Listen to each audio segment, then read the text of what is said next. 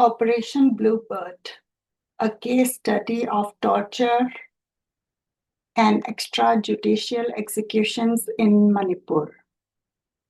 This is the report published by amnesty.org on 31st October 1990. This report is a study of human rights violation in the Northeastern state of Manipur. It describes a pattern of arbitrary arrest, detention, and torture of hundreds of villagers in and around Oinam by the Assam Rifles during Operation Bluebird, conducted after armed secessionists belonging to National Socialist Council of Nagaland attacked an Assam Rifles outpost in July 1987, killing 9 soldiers and removing arms and ammunition. The report is based on many detailed eyewitness accounts, much of its sworn testimony, which was cross-examined in court. It describes how villagers were beaten, given electric shocks, burned with cigarettes, or hung upside down. It also gives detailed accounts of the detention and torture of at least 11 and possibly 15 men who were allegedly illegally executed by the Assam Rifles during the counter-insurgency operation. The Assam Rifles claim they were killed in encounters or while trying to escape. The torture victims include older people, teachers, women who say they were raped, and several dozen children. At least 4 children died in detention due to lack of medical care. The report also described official reactions to the allegations of large-scale abuses. The central government condoned the abuses, resisting many appeals that it order an investigation into the allegations. Only a local police inquiry was held confirming more torture allegations. The Manipur state government's response was divided. Some officials urged the then Prime Minister to investigate the alleged human rights violation. The Assam Rifles, who report directly to the central government's home and defense ministries, attempt to cover up the abuses by wide-scale harassment and intimidation of villagers, especially those willing to testify in court. The Assam Rifles threatened witnesses, and some were arrested and tortured again in order to make them retract their accusations. Witnesses were arrested after testifying in court, and a lawyer presenting their claims for damages was threatened in court. The lengthy hearing of the evidence was concluded on 21st April 1990, and the Guwahati High Court is expected to reach a decision in late 1990. The Oinam incident and its aftermath occurred when a Congress-I government was in power at the center and in the state of Manipur. In late 1989, a National Front coalition government assumed office in Delhi, and an opposition United Legislative Front state government took over in Manipur in February 1990. Since the events described in this report occurred, there have been some further reports of human rights violation in Manipur, which included several reports of torture and allegations that 3 men, one of them only 17-year-old, died in Assam Rifles custody, allegedly as a result of torture, but none of these reports are of scale reported during the Oinam combing operation. The report makes 10 recommendations. They include a call on the government to make a full impartial investigation by an independent body into the allegations described in the report and to bring those responsible to justice. The armed forces, Assam and Manipur Special Power Act should be periodically reviewed, and those sections which gives the security forces broad powers to shoot, to kill, and provide them with immunity from prosecution should be withdrawn. Amnesty International believes that these provisions also enforced in some other parts of India where there is armed opposition to the government, contravene international standards for the protection to the right of life.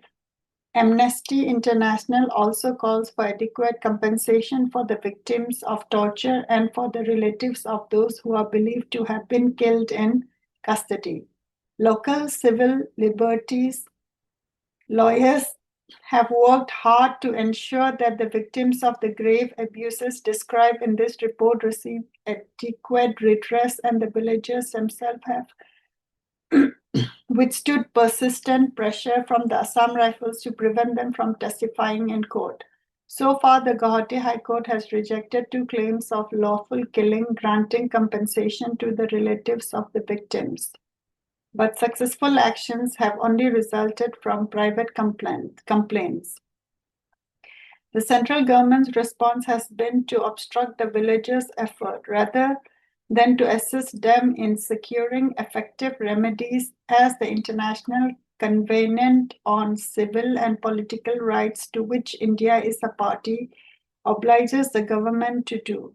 The Manipur incident is an important test case of whether impartial investigations and effective remedies, including prosecutions of the perpetrators and adequate compensation, can be granted to the victims of human rights abuses in India.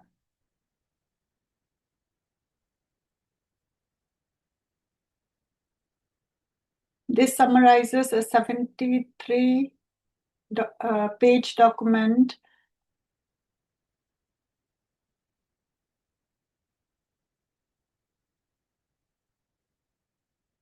Anyone wanting further detail or to take action on this issue should consult the full document.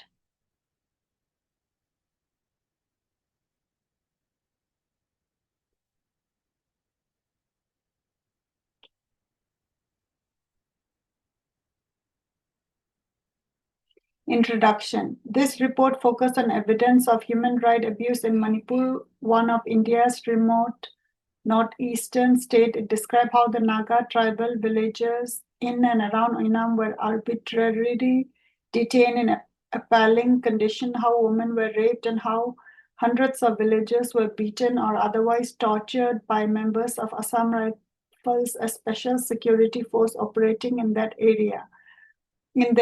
Several torture victims were disabled and had to be supported while giving testimony of torture in court. Some were given electric shocks. The torture victims include several dozen children. There is strong evidence suggesting that at least 11 and possibly 15 men, including a 65-year-old village elder, were tortured and illegally executed by members of the Assam Rifles.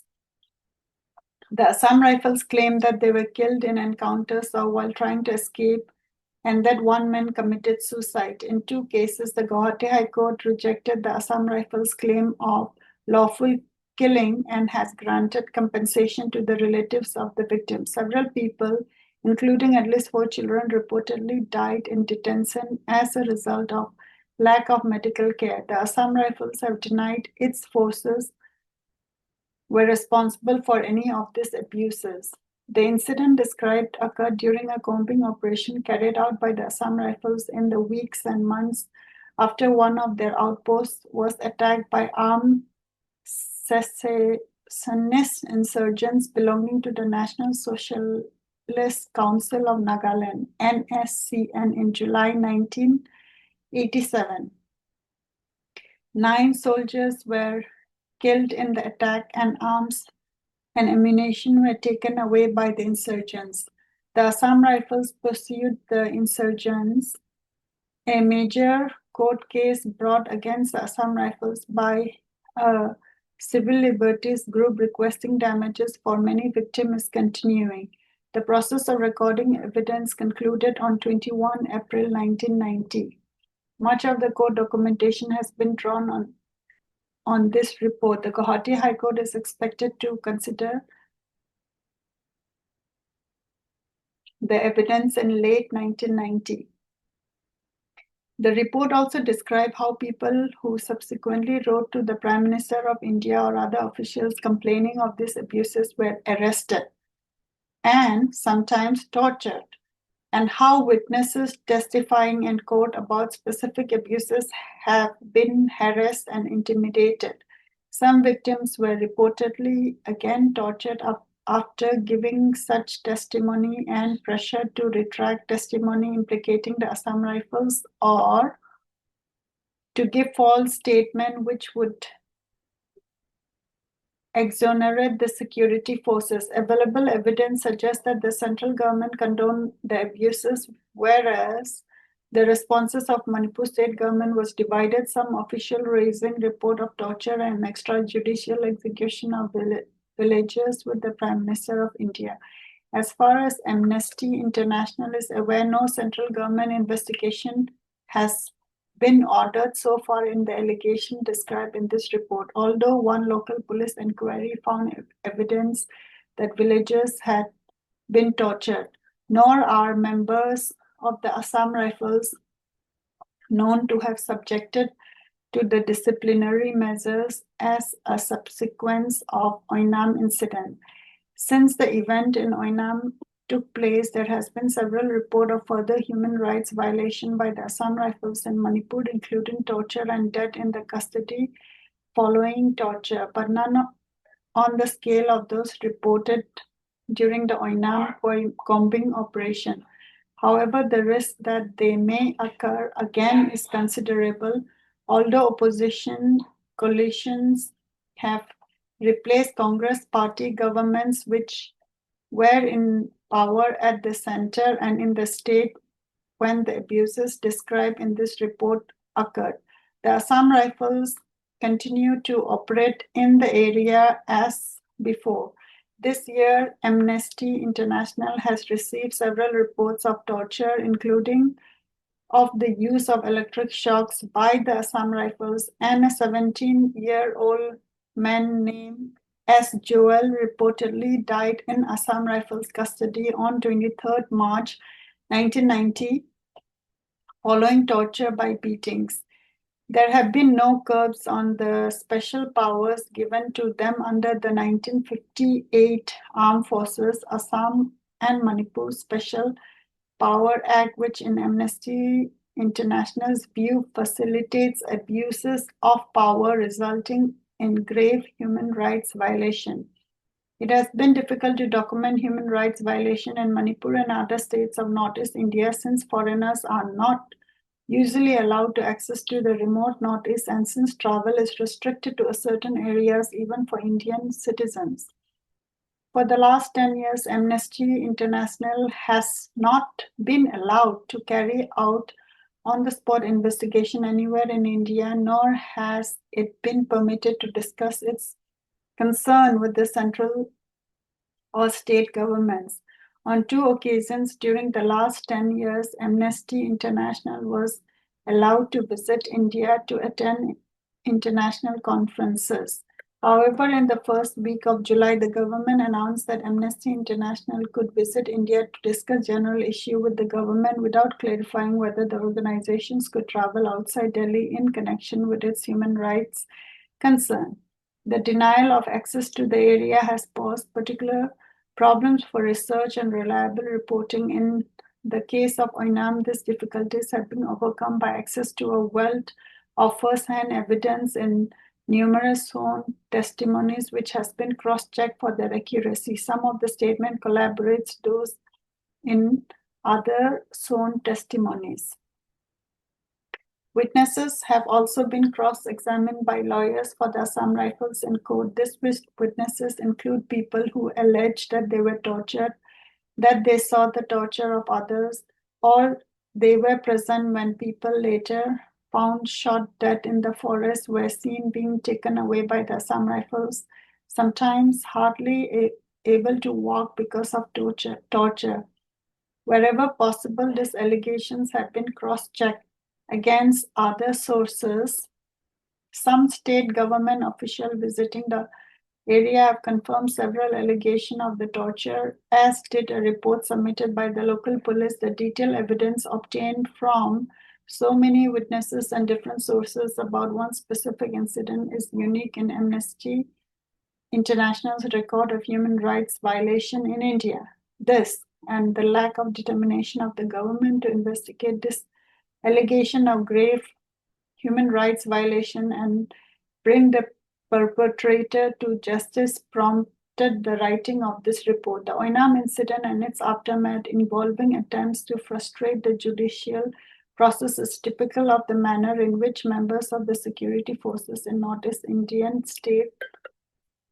states since their initial posting to the area in the 1950s have reacted to the demands by tribal groups seeking increased autonomy or a separate state. More than 220 hill tribes live in 7 Indian states in the 250,000 square kilometer region of Northeast India: Assam, Nagaland, Manipur, Arunachal Pradesh, Meghalaya, Mizoram, and Tripura. They feel ethnically, economically, and socially different from inhabitants of other parts of India, from which the Northeast is nearly cut off by Bangladesh. The area is connected with the rest of the corridor through a narrow 20-kilometer corridor known as the Siliguri Neck. Accusing the central government of neglect and exploitation, some of the tribes have advocated autonomy or independence, and some have taken up arms against the central government of these violent movements for a separate identity in the Northeast India. The Naga insurgency is the oldest. The Nagas, who are divided into 16 major tribes, live in 4 out of the 7 northeastern states, namely Nagaland, Manipur, Assam, Arunachal Pradesh. In Manipur, they live in the 5-hill district of the state along with 2 other tribal groups, the Kuki and the Chin. When the plans for Indian independence was discussed in the 1920s, the Nagas, who had strongly resisted the imposition of the British rule in their area where they lived in the Northeast, reasserted the demand for a complete independence. They remained dissatisfied with the partial autonomy granted to them in 1947, and their protests were initially peaceful and non-violent. The central government responded by sending armed police to the area to counter such protests, and one group of Nagas under their leader Faizo launched an armed separatist movement in 1955. In 1956, the central government sent in special security forces which had orders to implement strict counter-insurgency measures. Although many Nagas opposed the use of arms, the security forces have suspended many supported armed insurrection. Counter-insurgency operations carried out over the years have been accomplished by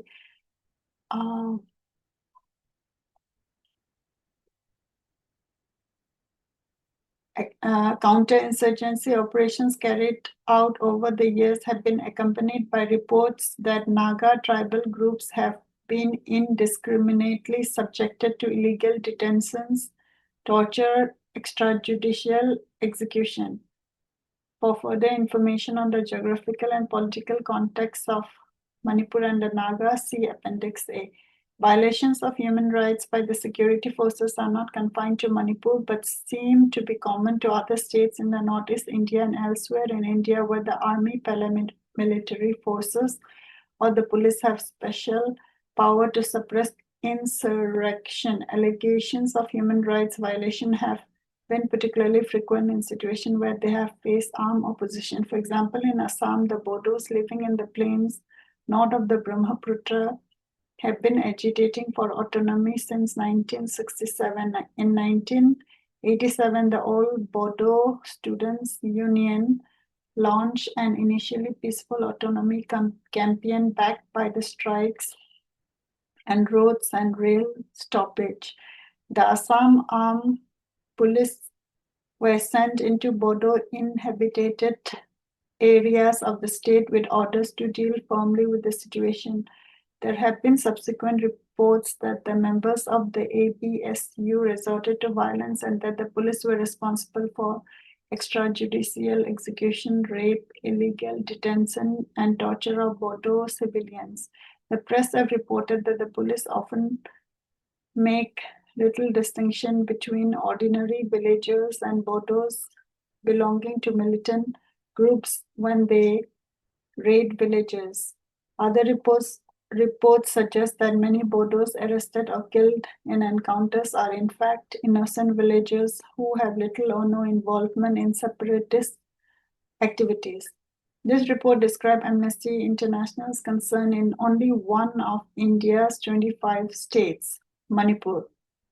It is not a survey of other human rights violations reported from the states of which, for example, the tribal people from the plains, the Meiteis, claim to have been victims and which Amnesty International have raised separately. In nearly all states, Amnesty International have specific human rights concerns. They are the detention without trial under anti-terrorist and preventive detention laws of several thousands political prisoners, among them prisoners of conscience, widespread torture and ill treatment, deaths in police custody as a result of torture, as well as extrajudicial executions and disappearances.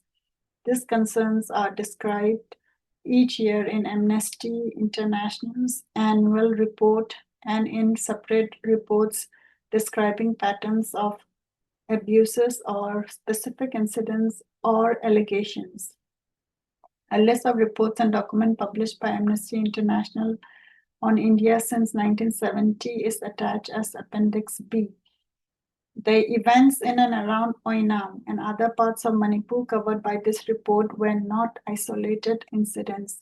They have been persistent and widespread reports of abuses of human rights since the 1950s, when the security forces were first sent to the Naga Hills area. Some of these are summarized in Appendix C. These reports cover the period since July 1987. At that time, Manipur was ruled by Congress I government, first led by Risang Kaising, who was replaced on 5th March 1988 by R.K. Jayachandra Singh, while a Congress I government led by Prime Minister Rajiv Gandhi was also in power at the center. In cables of 17 November 1988 and 23rd January 1989, Amnesty International asked the Home Minister in New Delhi to order an impartial investigation into complaints that witnesses giving evidence about alleged abuses by the Assam Rifles were threatened and intimidated for giving evidence against them. Amnesty International asked the government to take immediate measures to protect witnesses from further intimidation as required by Article 13 of the United Nations Convention Against Torture and Other Cruel, Inhuman, or Degrading Treatment or Punishment. It urged that members of the Assam Rifles alleged to have participated in abuses be removed from any areas where they could exercise power over witnesses to or victims of abuses perpetrated by them. It also asked permission to attend hearing in progress before the sessions judge in Imphal, who was recording evidence about these abuses. And although the Manipur government, to which Amnesty International had sent copies of its communication to the Home Minister, reportedly agreed that an Amnesty International observer could attend the hearing. The central government denied its permission to do so. In November 1989, a National Front coalition government led by Bishwanath Pratap Singh, the leader of the Janata Dal, took office in Delhi. State elections in Manipur in February 1990 brought a united legislative front opposition coalition to the power. Its main partners are the Manipur People's Party and the Janata Dal. For the first time in 10 years, the state is not ruled by a Congress-I government. The new Chief Minister R.K. Ranbir Singh proposed a partial withdrawal of the armed forces, Assam and Manipur Special Power Act 1958, which has been widely criticized for giving arbitrary powers to the security forces, facilitating human rights abuses. However, the new government said the act would not initially be withdrawn from the hill areas where the NSCN are active. This includes Senapati district, in which the village of Oinam is situated.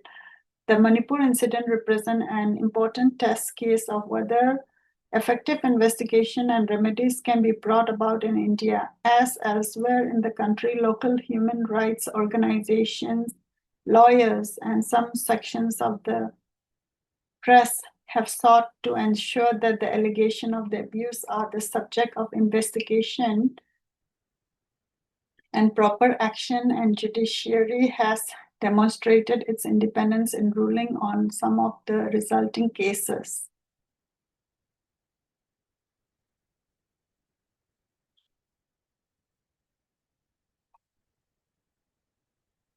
However, the role of the government itself and of the security forces appears so far to have been impeded such investigation. The report concludes with recommendations which, if implemented by the Union and the state administration, would represent a commitment to remedy past and abuses and guarantee the future protection of human rights.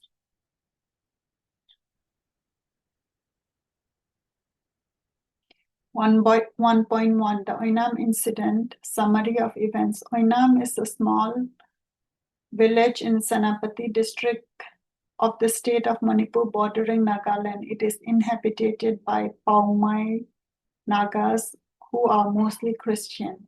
On 9 July 1987, a group of insurgents believed to belong to the NSCN attacked the Oinam Assam Rifles post next to the Oinam village. The insurgent left with a large quantity of arms and ammunition. 9 soldiers were killed in the attack and 3 were seriously injured.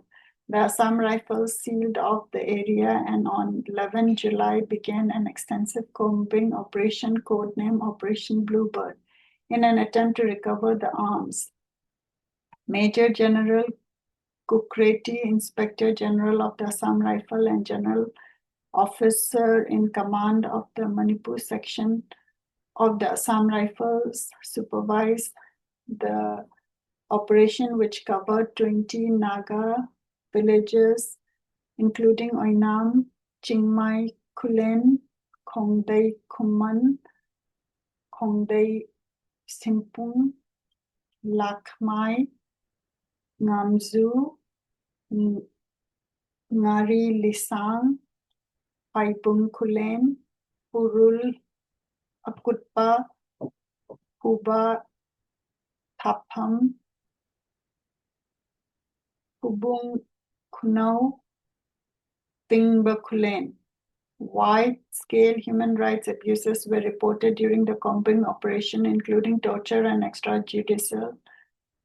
Men were killed in the custody of the security forces, apparently after torture. Amnesty International has eyewitness account that the 11 men whose bodies were returned to the village by the Assam Rifles, claiming that they had died in armed encounters or while trying to escape, were first detained by them and tortured until they were hardly able to walk. More than 300 villagers claimed they were beaten, some of them so severely that their limbs were broken. The victims include several children and boys of 15 and 16 years old. Pregnant women were also beaten, some aborting afterwards. Some torture victims were left for dead, one of whom survived. Others were reportedly subjected to other forms of torture, including inserting chili powder into sensitive parts of the body, being given electric shocks by means of a hand-operated dynamo. There is no other source of electricity in the villages, or being buried up to the neck in apparent mock executions. The victims included senior villagers and leaders of the community. According to the headman of the Oinam village, I was called out and interrogated throughout the day, repeatedly demanding to restore the lost weapons. Along with questions and demands, I was beaten by the officers and Jawans, soldiers. I was blindfolded, my hands tied to a post, and was threatened that they would burn me alive or shoot me if I failed to meet the demands. They also indiscriminately attacked the villagers, hitting with poles, kicking down, and pulling them by their hair, and repeatedly the kicking and hitting, while at the same time abusing. Chili powder dissolved in water were rubbed into the nostrils, eyes, and soft parts of body, and took sadistic pleasure from the cries or of pains by the victims. Whole village populations were held in the open or in the churches for up to 12 hours at a time. Day after day, over a period of several weeks, villagers were illegally detained without being told the reason for their arrest. None were brought before a magistrate within 24 hours of the time of arrest, as Indian law requires. No exceptions were made, and pregnant women were also detained. Women say they were sexually abused. At least 3 women say they were raped. 1 woman by a commanding officer. Several other women were sexually harassed by Assam Rifles officer whose name are known to Amnesty International. One was a captain posted at Namzu village. Those particularly vulnerable to abuses were women whom the security forces said had relatives in NSCN. One victim of rape was a 17-year-old woman from Khongdei Kuman village. The Assam Rifles suspected that her brother was an NSCN member. She said in a sworn statement that she was summoned to the captain of the Assam Rifle at Lakmai, where she was at school in July 1987, and questioned as to whether her brother has visited her. When she said he had not done so, she was accused of lying and threatened with torture if she did not give information about his whereabouts. On 15 August 1987, she was stationed in the army camp set up at Khongdei village school. He also asked her whether her brother had come home. When she replied that he had not, she said that the CO raped her. In a sworn statement made on 27 February 1988 to the Chief Judicial Magistrate in Farsi described, he told the Jawan soldier to leave the room, and I followed the Jawan to the room. Just after the Jawan crossed the door, the CO closed the door and would not let me leave the room and got hold of me very rudely. I shivered, and at the sight of his cold-blooded anger, I struggled to free myself from his hand. He pulled off the shawl I was wearing and continued pulling at my clothes while keeping me under suffocating grip. I screamed and shouted for help, but no one came to my rescue. The CO, in full military dresses, pulled out a pistol and threatened to shoot me if I screamed and cried out for help. He then pulled my hair and pinched my cheeks so hard, and finally I was overpowered and the CO raped me.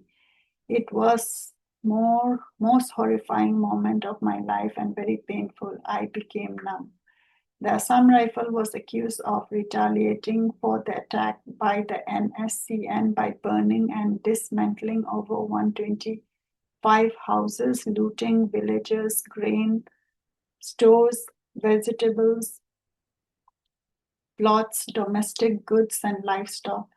Villagers say they were not allowed to tend their cattle, who therefore ate up the paddy crop. As a result, the villagers claim they suffered subsequent severe food shortages. Harassment continued for several months, and even by December 1987, the security forces were reportedly rounding up villagers to force laborers for such tasks as porter service, building new army camps, washing clothes, and cutting firewood. The Assam Rifles, according to the villagers of Oinam, forced them and their leaders to sign false affidavits denying all that had taken place under threats of torture. There was one police investigation, but no impartial and independent investigation have been ordered by either the state or central government, despite numerous requests from local organization and individual that they do so. Various organizations have given legal assistance to the villagers who suffered under the combing operation, many of whom are illiterate and have brought petition in court on their behalf against Assam Rifles. Among them are 3 habeas corpus petitions brought by the Civil Liberties and Human Rights Organization and 1 petition brought by the Manipur Baptist Convention, the latter specifically on abuse against women committed during the combing operation. The most comprehensive case was brought on 5th October 1987 by the Naga People's Movement for Human Rights, which filed a writ petition in the Guwahati High Court on behalf of the villagers against the Assam Rifle victims, detail abuses allegedly committed by the security forces, and requested damages. On 6 June 1988, the Guwahati High Court directed the Session Court at Imphal to record first-hand evidence from the villagers about the offense allegedly committed by the Assam Rifles. The process of recording evidence began on 22nd August 1988. In January 1990, the Guwahati High Court ordered the Session Court in Imphal to limit the number of witnesses appearing for Assam Rifle from 700 proposed to 32 and to finish the examination of witnesses by 18 April 1990. The Imphal Session Court concluded its hearing on 21 April 1990. The court will now reportedly be brought before the Guwahati High Court in the autumn of 1990. Throughout the hearings of security forces have reportedly attempted to intimidate witnesses and their relatives through illegal detention, torture, and death threats, trying to persuade them to drop the legal action. Consequently, some of the villagers have been too afraid to return to their village. The security force have also attempted to discredit this human rights organization by bringing legal proceedings against some of their members. 1 lawyer representing the victims have been threatened. 1.2. The context of arms insurgency. Human rights abuses by the security forces frequently follow attacks on their units by insurgent groups such as the NSCN of the various non-Naga insurgent group in Manipur, the left-wing People's Liberation Army campaigning for independence of the entire Northeastern region has been particularly active. Other armed groups are the People's Revolutionary Party of Kangleipak, Pripak, demanding independence for Manipur, the Kangleipak Communist Party, the United Liberation Front, the Manipur Revolutionary Party. Press reports suggest that the attack by such forces occur regularly. Members of the security forces has been killed and arms and ammunition have been taken by the insurgent. As noted, 9 soldiers were killed during the 1989 NSCN attack on the Oinam army post, the insurgents are reported to have taken more than 100 weapons and 128,000 rounds of ammunition. A similar attack was reported in May 1988, in which the NSCN was said to have ambushed a CRPF patrol, which was escorting official of the Manipur Treasury carrying 8 million rupees from Imphal to Tamenglong. According to reports, 10 out of 30 police were killed and the insurgents escaped with about 2/3 of the money. On 8/1989, 3 police officers, including 26-year-old woman police officer belonging to the Indian Police Service, were killed in an attack at Konthosam, in which both the NSCM and the PLA were allegedly involved. And on 1st September that year, the NSCM attacked a border security force outpost on the Manipur-Nagaland border, killing 5 members of the BSF and 2 of the Assam Rifles. According to some reports, villagers have been forced to act as porters of arms, ammunition, and supplies for insurgents.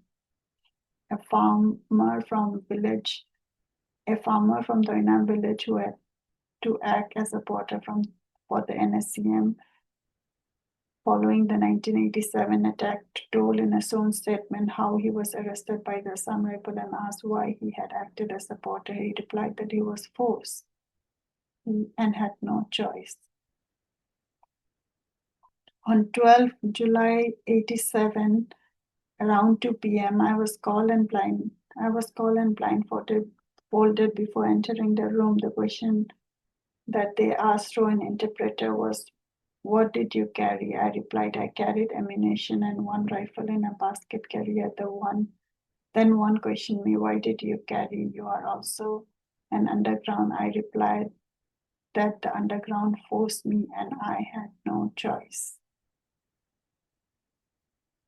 According to press reports, villagers have been pressurized into paying taxes to the NSCN and threatened with reports if they did not comply. The NSCN are also reported to have killed villagers suspecting of falling into a broadly defined category they describe as informers, but villagers are in a particularly vulnerable position as the insurgents have reportedly applied the classification of informers to villagers merely for obeying military orders and in some extreme cases for having signed affidavits under threat denying army abuses. India Today reported in 1987 that most of the 413 people said to have been killed by the NSCN since 1965 were suspected informers. Local political leaders have also been targets of attack by insurgents. In February 1984, the press reported that the NSCN has assassinated 17 political leaders, including a former Chief Minister Om Yangmaso Saija. The then Chief Minister Risangay Singh was also reported to be on the NSCN hit list. By October of the same year, 19 district council members of Ukhrul had been threatened with death by the NSCN if they did not leave the council. The threats and assassinations were reportedly part of an attempt by the NSCN to get their own candidates elected to the council and assembly. In 1986, India Today alleged that the Naga who had signed the 1975 Shillong Accord agreeing to accept Naga independence within the terms of the Constitution of India were also potential targets for assassination. Amnesty International condemns as a matter of principle the torture or killing of prisoners by the Naga insurgent groups or by anyone else, even in situations of an armed conflict. All parties, including insurgents, should observe basic norms of human treatment. 2. The case of Oinam. 2.1. The forces involved. Since the Naga inhabited hill district were declared disturbed in 1972, A number of special security forces have operated and still operates in Manipur. This includes the Border Security Force, the Central Reserve Police Force, and the Assam Rifles. In the early 1980s, the Sikh Regiment was also posted to Manipur. All have been given special powers under the Armed Forces Special Power Act and are directly responsible to the central government. The Assam Rifles are responsible to the central government, Home Ministry, and the Ministry of Defense. The top officers of the Assam Rifles are always secondary from the regular army. They are the oldest paramilitary force in India and were originally created by the British in 1986. They were given a particular powerful position in Manipur as they took over operational command of defense forces in the state from the regular army. The division of Assam Rifle based in Manipur was called the M Manipur M sector and was under the authority of Major General P.L. Kukreti, General Officer in Command at the time of Oinam operation. According to reports in Indian press, he has openly sanctioned the torture of those suspected of involvement in the insurgency. In an interview with Indian Express reported on 3rd August 1987, Major General Kukreti was quoted as saying, "If twisting of arms means torture, then so be it. In spite of the hostile propaganda, we shall bash on regardless and not rest until we recover every single arm. We have neither raped a single woman nor have we harassed a whole, but we have not spared those whom we suspect of being involved with the underground movement." And on 22nd January 1988, the Indian Express said he had acknowledged that villagers and suspected informers were interrogated and some of them beaten to extract the truth. 2.2 Arbitrary arrest and detention.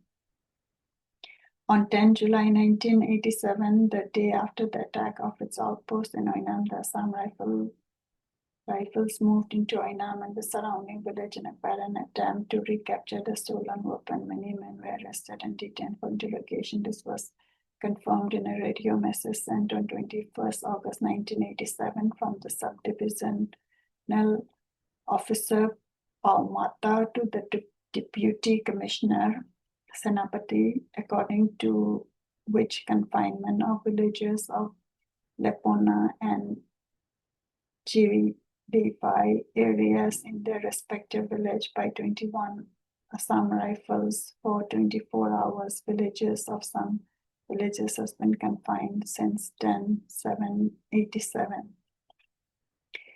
Large-scale detention of young men and boys were also confirmed by a report from the Joint Secretary Home following a visit on 17 and 18 November 1987 to the area with the Chief Minister. The Assam Rifles personnel apprehended a large number of youth, including boys aged about 10 years, and detained them for considerable longer period than permissible under the law. The Armed Forces Special Power Act does not allow the security forces to detain people for interrogation. Section 5 of the Act specifies that all those arrested must be handed over to the nearest police station without delay. Yet, many of those arrested were detained by the Assam Rifle for months without being handed over to the police or a judicial officer. For example, N. Sosai, a member of the Khomdei Kuman village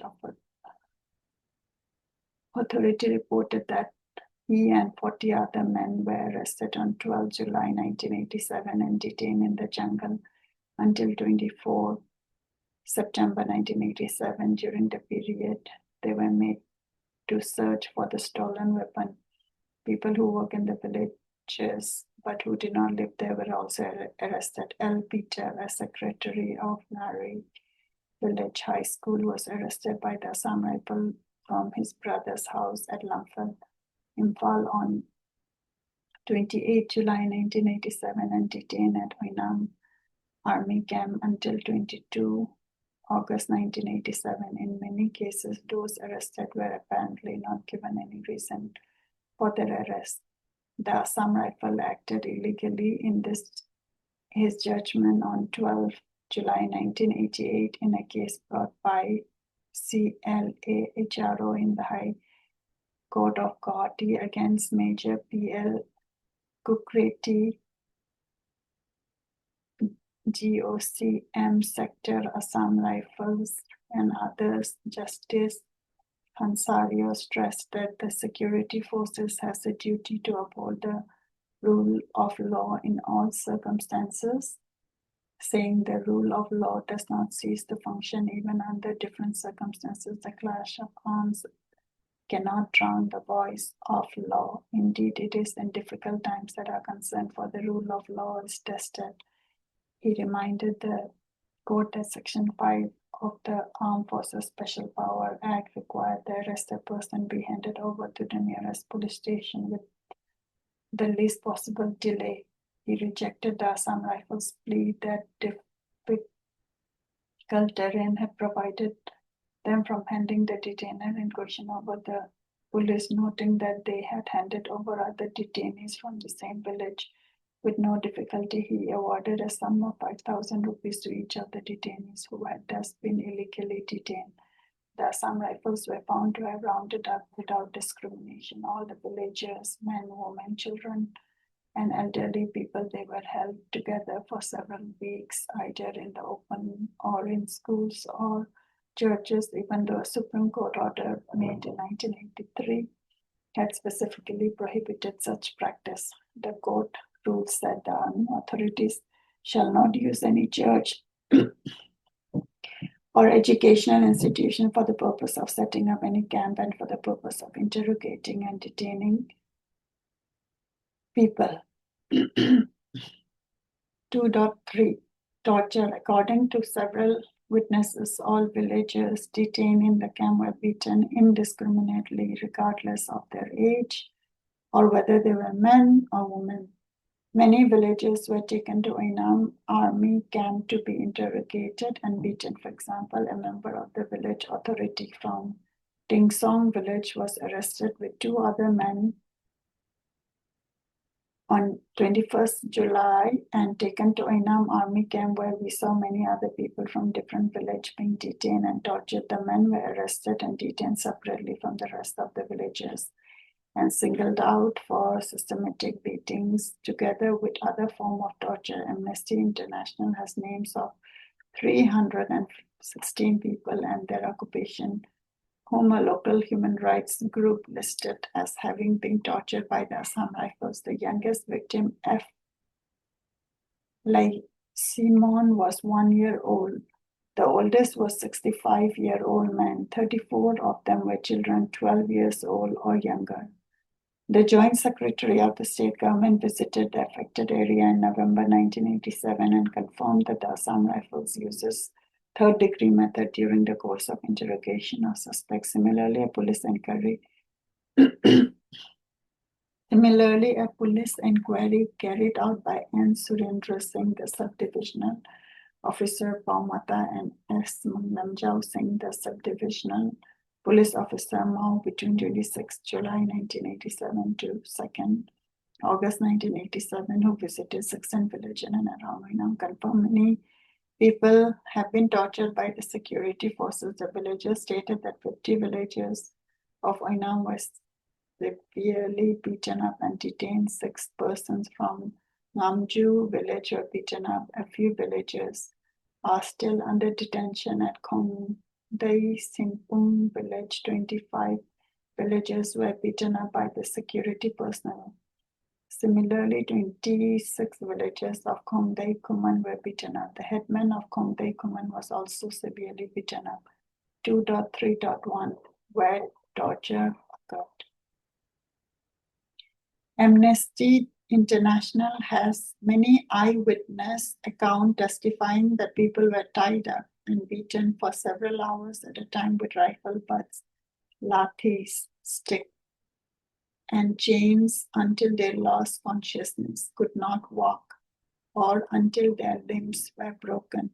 In Oinam and Lairauching army camp and in makeshift places of detention in Paibung Kulen, Thingba Kulen, Kongdei Kuman, Nari Lisang, Kongdei Simpung, Ngamju, and Paibung Kunau villages, and that they were given electric shocks on their genitals. Oinam army camp, Lakamani. Others said they had chili powder smeared on their genitals, eyes and nose. Kongdei Kuman, Paibung Kunau were hung upside down and beaten, sometimes until they lost consciousness and sometimes until their limbs were broken. Kongdei Kuman Jungle, Pubat Thapam, Paibung Kunau had water poured over their faces until they lost consciousness. Kongdei Kuman were burned with cigarette butts. Oinam army camp had their hair and pubic hair burned. Kongdei Kuman.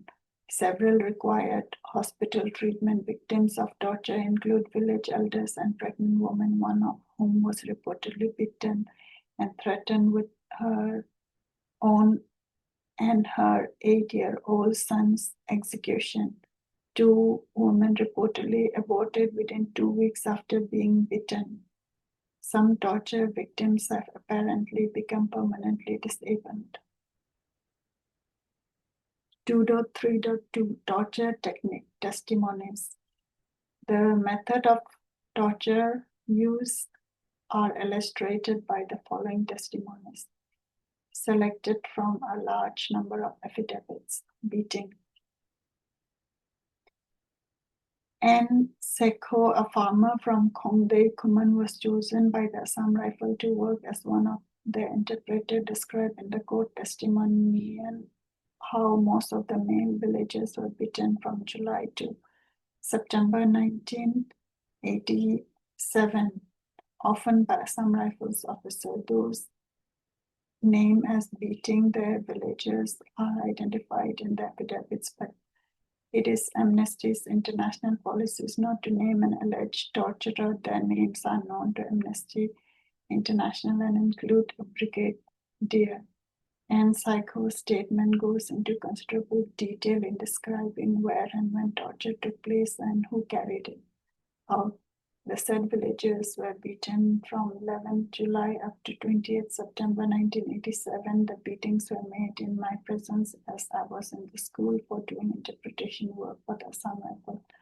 During the said period, Captain X and Captain Y had beaten the villagers sometime in the second week of July. Thereafter, Captain A assaulted villagers for about 10 days, and in the last week or in the first week of August, Captain B committed beating of the villagers for about 2 weeks, and then in the first and second week for about 8 to 10 days.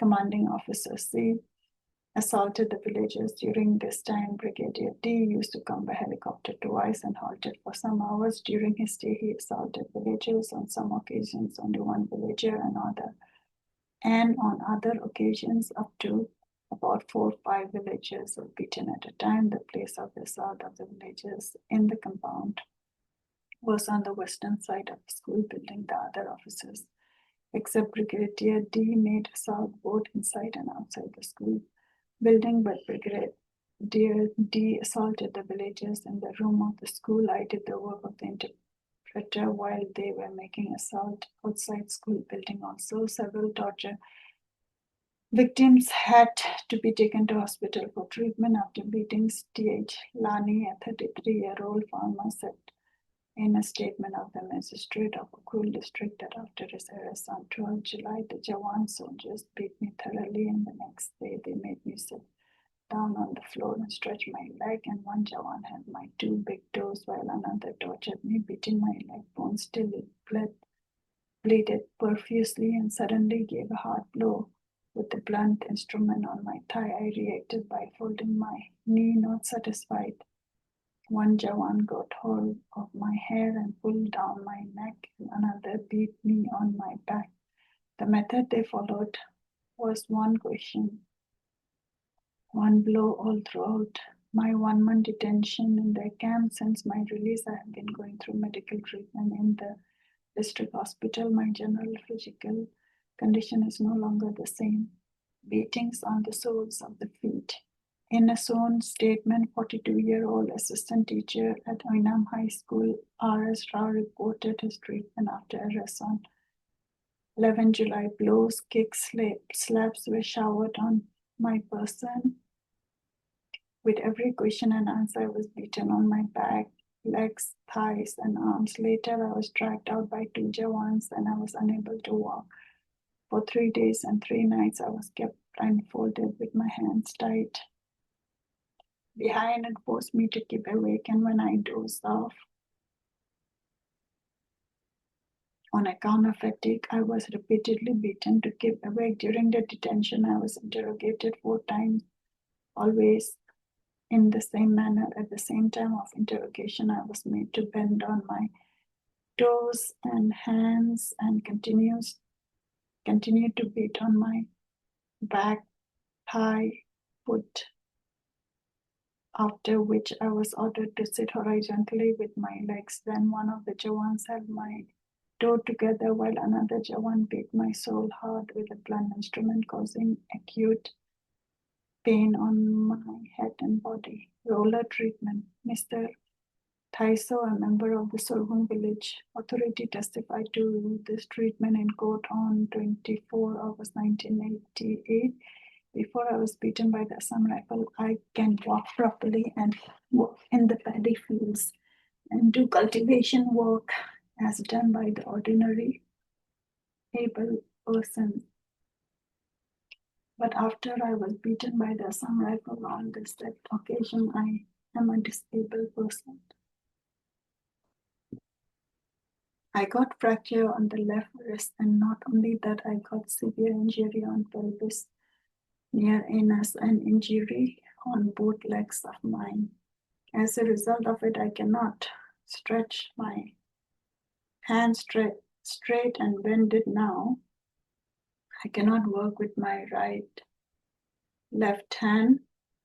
Now, my pelvis near anus was operated at RMC hospital at Lamphal, but they had beaten me mercilessly in such a manner that one wooden log had rolled over left leg from thigh to feet, and as a result of it, I got severe injury permanently. Now I got scar on the bodies on my leg and hand as a result of the assault made by the Assam Rifles. The scar portions are shown to court. Now I'm an invalid. I cannot stand, walk, and work properly. Even now, since the said assault, I cannot sit properly. At the end of Thaiso's testimonial, the presiding officer in the court noted that the witness is supported by 2 persons when he come to the court and take seat in the witness box. He is also held by 2-3 persons when he made to sit in the witness box. Suspension upside down. And Sosi, a 45-year-old member of Khongdei Kuman village authority, described seeing people hung upside down, beaten until they lost consciousness, and then tied to trees. We were detained in the thick jungle, beaten up severely again, hung upside down on the branches of the trees. Food were not given. The badly beaten ones who had fallen unconscious were tied physically to the standing trees. I personally saw the villagers of Oinam who were hung upside down on the trees in the jungle. Bashed up by rifles, rough wooden sticks were being used. P.S. Paunai, a student of the Paibung Kuna, reported that people were hung upside down for hours and beaten by a Assam Rifle while others were nearly suffocated. On 14 July 87, the 21st Assam Rifle arrived in the village. On their arrival, some village youths and elders, numbering about 12, were beaten seriously after having picked up from their respective houses. Chilies were applied to their nostril, anus, eyes, mouth, and even male organs. Hanged upside down for hours, together with poles beating all over the person, polythene blocked nose and mouth completely, causing unconsciousness out of breathless hours, water poured over the body to regain the senses with removing of block material. Electric shock. A farmer from Namjum village, N.G. Kaleng, made a sworn statement in court that he was also given electric shock to his genitals and ear. I was taken to Oinam camp by the Assam Rifles and beaten up and asked whether I had given food to the underground persons and seen any underground person. When I denied the charge of the Assam Rifles and stated I did not help the underground person, they beat me with sticks and iron rods over my body and gave electric shocks on my private parts and over both my ears. Now I am so weak that I could not work properly. When those persons assaulted me, blood oozed out from my body. Amnesty International has the names of 17 men reported to have been tortured by electric shock during interrogation, including 15 and 16-year-old. They are H. Fidai, 40-year-old, N.G. Benjamin, 22-year-old, O. Crisol, 23-year-old, D. Benjamin, 22-year-old, S. Kinanmo, 24-year-old, K.H. Thava, 25-year-old, K. Jora, 24-year-old, D. Chipao, 30-year-old, D. Kanmi, 30-year-old, M. Sod, 42-year-old, S. Chakote, 28 years old, S. Version, 28 years old, W. Modai, 35 years old, S. Fidai, 30 years old, S. Risol, 15-year-old, K.S. Kosi, 18-year-old, Somi, 16-year-old. Mock executions. Another farmer from Oinam, K.R. Sosang, described in a sworn statement how he was arrested by the Assam Rifle on 10 July and was kept blindfolded and tied to a pillar for the first 2 days. He said he was taken into the jungle along with other villagers to help the security forces look for stolen weapons. He said the Assam Rifles removed every dresses except underwear and started beating, ramming, thrusting over my back by can stick of wooden sticks and by rifle, but I was kicked at many times. I fell unconscious for many times. After finishing the first round of beating, the 21 Assam Rifle personnel started punch at my face, cheek, nose, temple, and ears, to which my nose bled for many times. That on July 22nd, 1987, they forced other villagers to dig up a grave-like hole, and I was buried up to the neck along with Mr. L. Releng of Oinam for more than 1 hour inside the so-called grave. I was completely unconscious when the personnel of the Assam Rifle again dug up for that grave. By now, I'm completely a wretched man who could not even walk for a few kilometers without support. A report of the Medical and Health Services Manipur dated 28 September 1987 says he suffered pain in his back and assault by army. The outpatient records of the Medical College Hospital, Imphal, dated 27 October 1987, describe injury, healthy sole of the foot, now unknown, healing ulcer. On 19 December 1987, the district medical officer Sanakati recommended to the deputy commissioner that Mr. Sosang should be given financial assistance since he had been treated for a long time at different places. It is not known whether any such financial acceptance was given. An 18-year-old student from Kongdei Kuman village, B. Daniel, survived after being left for dead after torture. He described how he was arrested on 8 August, detained at the village school along with 8 other men and repeatedly tortured until he lost consciousness. The Assam Rifle reportedly told his family to collect his body. His family revived him after bringing his body home. Daniel stated, I, along with other 8 villagers, were struck naked by the Assam Rifle personnel with our hands tied at the back. The Assam Rifles personnel tortured me and beat me by lathi, chain on my bare naked body. The Assam Rifle personnel dragged me out of the room with the other villagers. My nose and mouth were gagged with clothes, and I also saw the same being done to the others. The Assam Rifle personnel poured water over my face and had till I lost consciousness. I was detained in the Assam Rifles camp till August 2087, subjected to torture and beating throughout my detention, during which I lost consciousness 4 times.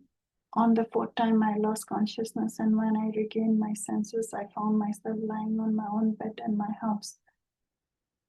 My father told me that you were considered to be dead by the Assam Rifle personnel after you became unconscious, and we were told to collect your body from the Assam Rifles camp. After you were brought home, we massaged you for a long time till you regained your senses. I could neither stand nor move from 21st to 31st August 1987. Other methods. Others were subjected to a variety of torture techniques. D. Kanmi, a farmer detained along with B. Daniel, described his treatment after he was arrested by the Assam Rifles on 3rd August. He said, I was tied to a pole physically. 2 Jawans stretched out both my hands, and commanding officer of Lavauching Assam Rifles headquarters, namely C, hammered and battered me by his cane stick all over my body till he fractured my right arm. I was thrown and exposed to the rains after severe beatings. I lay there unconscious throughout the day long, and only after dusk, some Jawans smeared chili all over my private parts in an attempt to regain my sense. And when I cry out, unable to bear the pain and aches, the Jawans mocked and spat on my face. I was brought to Oinam camp on 17 August 87. At Oinam camp, I was blindfolded and beaten up again every now and then, and therefore my spinal cord had been broken. The army again administered electric shock at my private parts during the detention at Oinam camp, and at Oinam camp, I was again tied to the pillar, and some Jawans lifted my legs so that other watching Jawans can hammer and batter all over my toes and soles by wooden stick. That as a result of severe beatings on my toes and soles, I could not even walk with bare foot till today. D. Kanmi's torture was witnessed by 2 others. One is N. Sosi, the farmer and member of Kongdei Kuman village authority, whose testimony is cited above. I personally saw that Sri Kanmai's right arm was fractured after severe beating by commanding officer, namely C. With his cane stick, his spinal cord too has been fractured, and he couldn't even stood on his own feet till now. Sri Chipao lost his front tooth after wild beatings by the personnel of Assam Rifle in the jungle. That Sri Jacob was also mercilessly beaten, and as a consequence of it, his right arm is broken. The other reported witness to D. Kanmi's torture was N. Sekho from Kongdei Kuman. He said, while we were kept in the school compound, as said above, the Assam Rifles tortured one villager, namely D. Kanmi, by beating with a piece of fresh stick having the diameter of 2 inches or so. As a result, D. Kanmi got fractured on the right hand. On receipt of that blows, he fell down on the ground unconsciously. After a while, at our request, one villager, namely D. Dakwa, was allowed to attend the said D. Kanmi, and he supported his fractured leg by a piece of bamboo by tying it. He also testified that I saw the sign of burning on the various part of the body of S. Chipao. I saw burning marks on cheek, chest, and injury marks on his back. I was told by him that he was tortured by hanging by Captain Y. When S. Jacob was sent back to home, I saw his right hand was fractured, and he told me that it was caused by the Assam Rifles. By beating, I also saw injury marks on other part of his body on the same day as D. Karmi's torture. Assam Rifles tortured one villager, namely P. Joshua. He was beaten so seriously throughout his body. On receipt of blows, he fell on the ground unconsciously. As a result of the assault on the knee, he became an invalid and cannot move freely.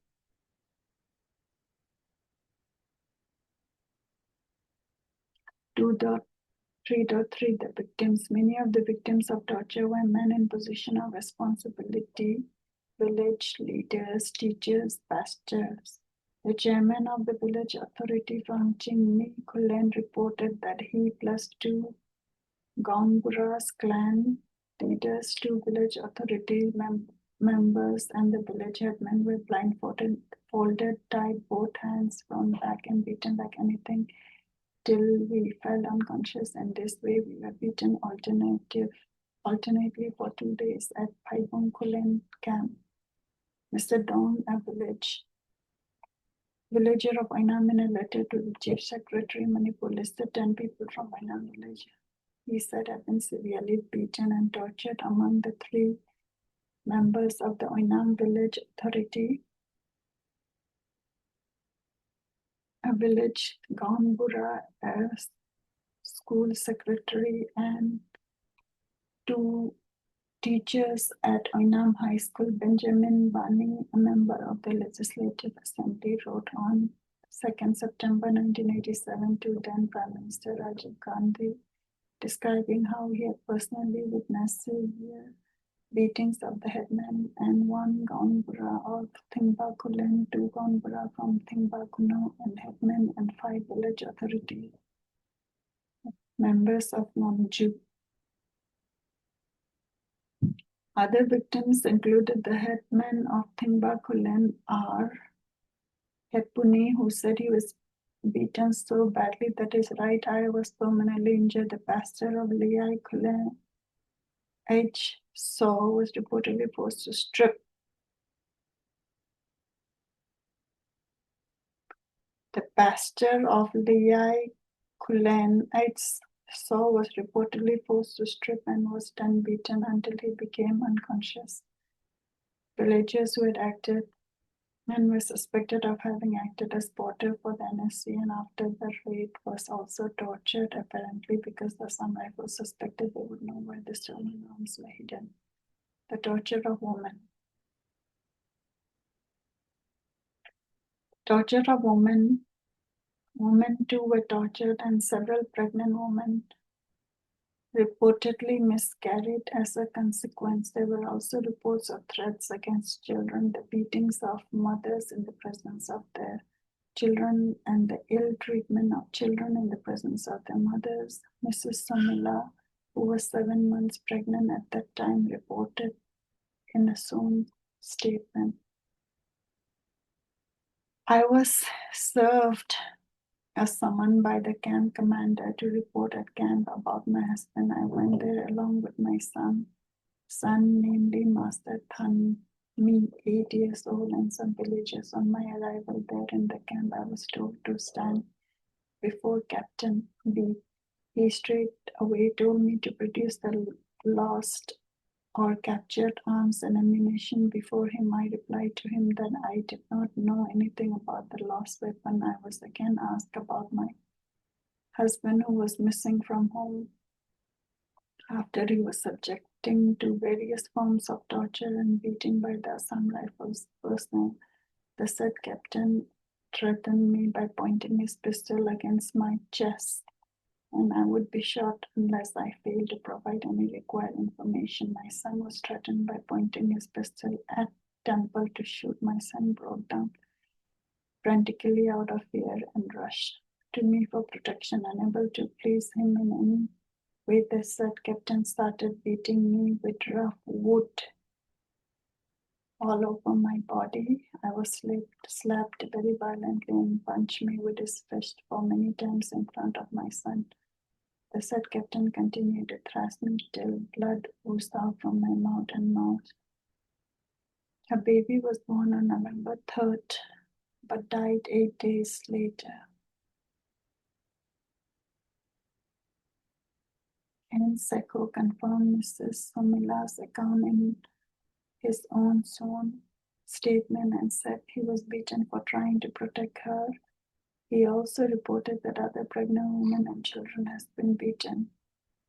One Mrs. S. Somila, wife of Fidai, was beaten by Captain B-24 Assam Rifle in front of me on the calf and soldier, and when I pleaded with the captain for mercy on her as she was pregnant, I was also beaten and forced to beat her with my hand on her neck. Her son, 5 years, Thanme, was threatened with his gun to tell where his father, K. Fidai, had hidden the guns. This child then was made to witness beaten, and then he himself was getting beaten by Jacob, 30 years, who was forced to beat the child by the said captain. Jacob himself was hit with poles so as to get him hit harder against the child. Though the child was already crying in horror and pain because of the beating, one pregnant woman, 38 years old, wife of K. Karamo, aborted the child she was carrying within a week. Within about a week, another woman, Amsara, 32, was Rubin, wife of Rubin, also aborted after suffering for 15 days. Mrs. K.S. Ruth, a teacher from Oinam High School, also reported in her sworn statement that women were beaten and that the Assam Rifle attempted to rape some of them. I saw many women severely beaten by the army during the interrogation.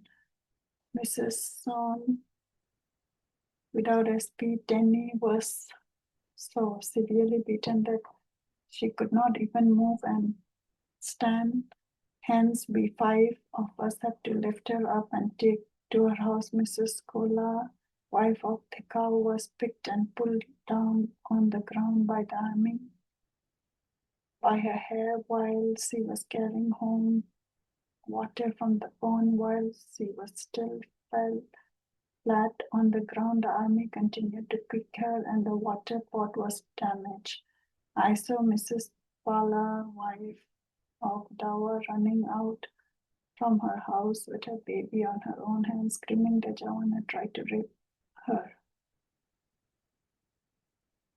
Allegation of torture after Oinam. Torture was not limited to counter-insurgency operation.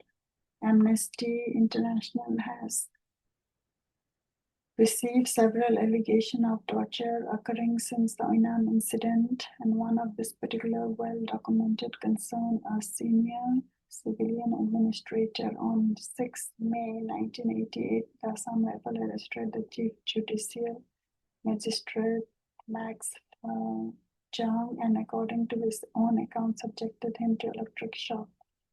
The press cited a first information report prepared by the Assam Rifles, which reported that he had been arrested on suspicion of links with the NSCN and being involved in an NSCN abuse of a CRPF convoy on 19 April 1988. During the abuse, 10 CRPF soldiers were killed and 8 million rupees taken.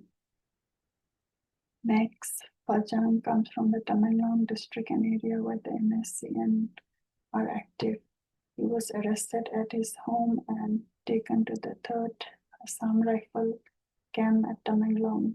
He was interrogated that morning by Brigadier and 3 other officers. He denied having any involvement with the NSCN. Max Pajang described in an affidavit as the deponent had made a statement in court that during his interrogation at the 3rd Assam Rifle camp at Tamenglong, Assam Rifle officer tortured him in the following manner.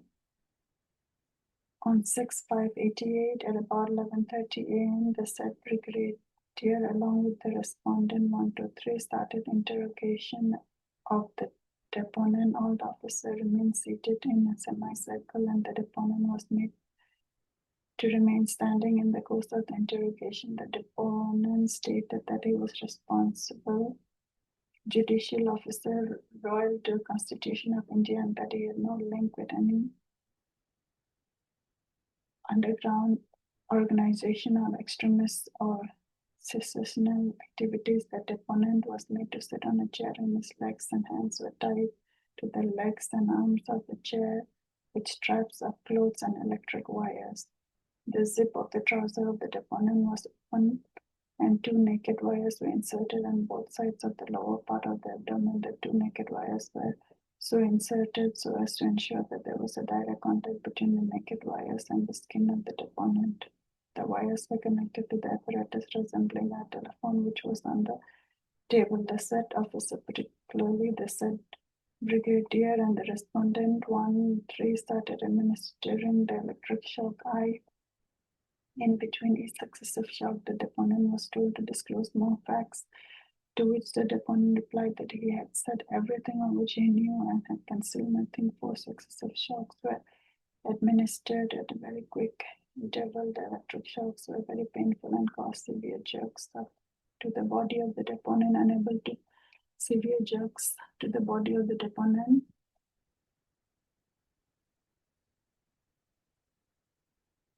the electric shocks were very painful and caused severe jerks to the body of the deponent. Unable to bear the pain of the 4th shocks, the deponent struggled so hard that the legs and arm of the chair were broken, as a result of which the deponent fell down on the ground. The interrogation ended at this point but was resumed again in the afternoon. Max Farzang said he was made to write a statement dictated by the officer on the threat of further electric shock. This session of interrogation was conducted by various officers from time to time, but there was constant threat that the electric shock would be administered again. Under such duress, the deponent was forced to write a statement in the manner as wanted by the respondent. After obtaining such a forced statement, the respondents at about 5:30 p.m. directed the deponent to go back and to report back to the camp at 8 a.m. on the next day. He was handed over to the Impal police on 7 May 1988 and was released on bail later that day at 6 p.m. His case is still pending in court.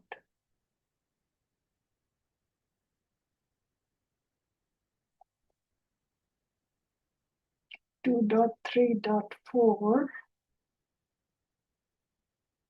Okay, so we are going to resume in the next part. We'll start from 2.3.4. Once again, this is a public document. You can refer it to Amnesty International.org. This is the report published on 31st October 1990. Operation Bluebird, a case study of torture and extrajudicial execution in Manipur.